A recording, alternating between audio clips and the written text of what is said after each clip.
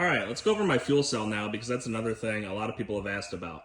A lot of people think if you put a fuel cell in a truck, you have to change the whole fuel system, and that's not the case. As you can see, that is the stock pump.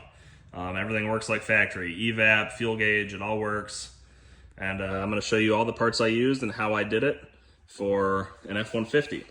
So I'm going to include a parts list at the end of this. That plate is from Izzy Fab, but everything else I'm going to include part numbers, and you can get it all from Summit Racing's website. And yeah, let's go over some stuff. So this is a Jazz Jeep Speed 32-gallon cell. Kibby Tech and Izzy Fab both make a cradle for this, for mounting it under a truck or whatever. I used that on Bear's truck, the Kibby Tech one. I mounted this, you know, in my bed like this. But yeah, Jeep Speed cell. That plate is from Izzy Fab. It's for adapting your stock pump to the cell.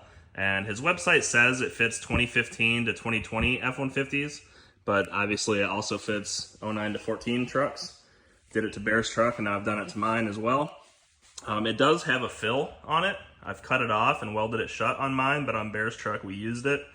I decided I would rather cut a hole through the cell and put a fuel cap like this just because of where mine's mounted and how goofy the hose would have looked and whatever, personal preference. So I had to extend everything. So cut the factory plug off of the wiring. I used 16 gauge wire and extended out all the wiring. For evap, I cut the factory ends out of the hard plastic hose and used a fuel hose and hose clamps to make evap line. Got these cool fittings that adapt from your stock connector to a -6 fuel hose. This is too deep for the pump to touch the bottom, so if you off-road hard, your pump will separate. Me and Bear both learned that. So you're gonna have to put something under the pump to compress it a little, or just put longer rods in the pump so it actually reaches the bottom of the cell and sits on the bottom. So let's follow these lines and go under the truck now. Comes around here, goes through a hole I cut in the bed. Let's go. Yep, comes down, comes through. This is something to do with evap. I put that right in my evap hose I made.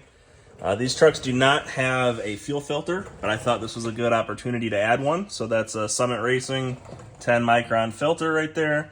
And then everything connects to the factory things right up here by the evap canister.